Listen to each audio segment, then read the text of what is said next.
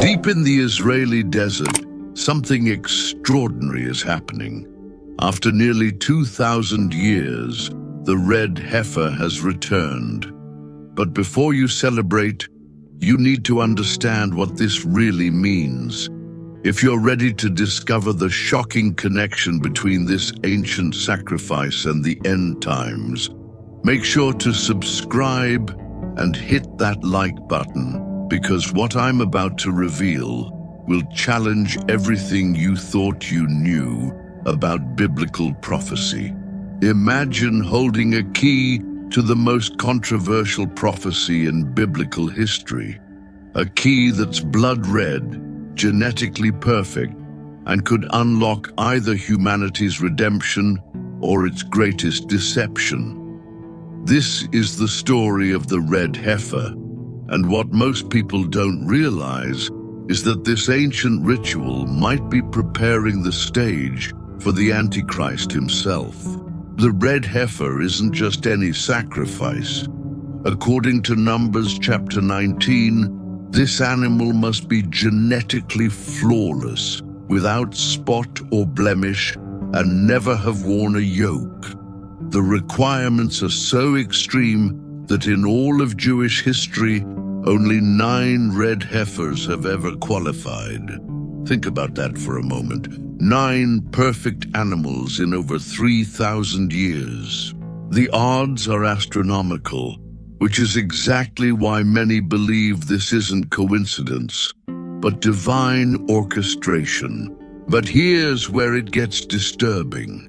While everyone is focused on the purification aspect, they're missing the terrifying implication.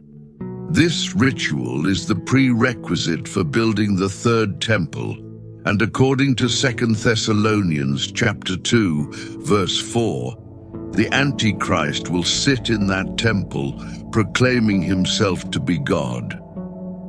We're not just witnessing a return to ancient practices. We might be watching the preparation for history's greatest deception. The genetic perfection required for the red heifer is almost impossible to achieve naturally. Every hair must be red, the animal must be physically perfect, and it cannot have performed any labor. Israeli scientists and American evangelical groups have invested millions in breeding programs, trying to produce this prophetic catalyst. But what if their success isn't bringing them closer to God's plan, but to Satan's counterfeit? Consider the psychological element here. There's something deeply human about wanting to force God's hand to accelerate prophecy through our own efforts. The red heifer represents our desperate desire to control divine timing. We've taken God's promise and turned it into a human project, complete with funding, genetics laboratories, and breeding programs. But prophecy isn't meant to be manufactured. It's meant to be recognized when it arrives. The temple that this red heifer will help consecrate isn't just a building, it's a stage where the greatest spiritual drama in human history will unfold. The Antichrist won't appear as a monster or demon. 2 Thessalonians describes him as someone who opposes and exalts himself above everything that is called God or is worshipped. He'll be charismatic, seemingly divine, and convincingly messianic. The very purity of the temple will legitimize his claims. This is the paradox of the red heifer, an act of purification preparing the ground for profanation. Like washing a golden cup that will be filled with poison, the ritual is perfect on the outside, but serves a lethal purpose. The ashes of the red heifer will purify the priests, the vessels, and the temple grounds, creating the perfect holy facade for the ultimate unholy deception. If you're starting to see the connections between these ancient prophecies and current events, drop a comment below and let me know what signs you're watching for. The conversation doesn't end here. Historical precedent shows us how religious authority can be manipulated. Throughout history, false messiahs have used religious symbols and rituals to legitimize their claims. The temple will provide the ultimate religious stage, and the red heifer sacrifice will provide the ultimate religious credentials. When the Antichrist sits in that temple, he won't just be claiming political power, he'll be claiming divine authority backed by ancient ritual and modern accomplishment. The most dangerous deception isn't the obvious lie. It's the truth mixed with just enough falsehood to lead you astray.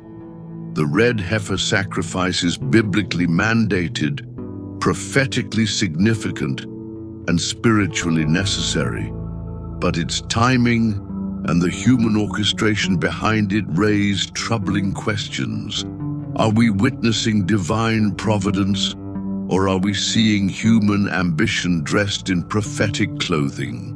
Jesus warned in Matthew 24 about false Christs and great signs and wonders that would deceive, if possible, even the elect. The red heifer and the third temple will provide exactly the kind of religious spectacle that could convince millions that the Antichrist is actually the Messiah. The very authenticity of the ritual will lend credibility to the counterfeit. Here's what makes this particularly insidious. The people supporting the red heifer breeding programs are often genuine believers, sincere in their faith and pure in their intentions. They believe they're participating in God's plan, and they might be, but not in the way they think. Sometimes God uses our good intentions to fulfill His purposes in ways we never anticipated, including purposes that involve judgment and testing. The red heifer also represents our modern tendency to trust invisible signs more than spiritual discernment. We want something tangible, something we can see and measure and verify. The perfect red heifer seems to offer that certainty. But spiritual truth has never been about genetic perfection or ritual precision. It's about heart condition and relationship with God. As we watch these prophecies unfold, we must remember that our role isn't to accelerate them, but to understand them. We're not called to breed red heifers. We're called to be living sacrifices. We're not called to build temples of stone. We're called to be temples of the Holy Spirit. The real purification isn't happening in Israeli laboratories. It's happening in surrendered hearts. The red heifer will fulfill its prophetic purpose, but that purpose includes both purification and preparation for deception. The same ashes that will cleanse the temple will also prepare it for the Antichrist's throne. This is the complexity of biblical prophecy.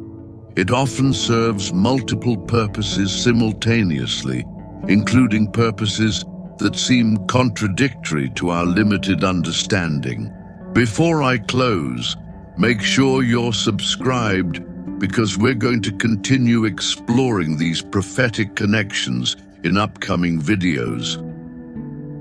The story of the red heifer is just the beginning of understanding how ancient prophecies are shaping modern events.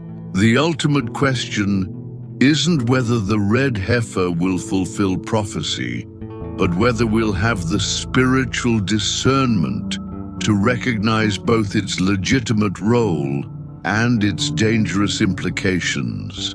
The same God who ordained the red heifer sacrifice also warned us about the coming deception. Our job is to hold both truths in tension, celebrating God's faithfulness to his promises while maintaining vigilance against Satan's counterfeits.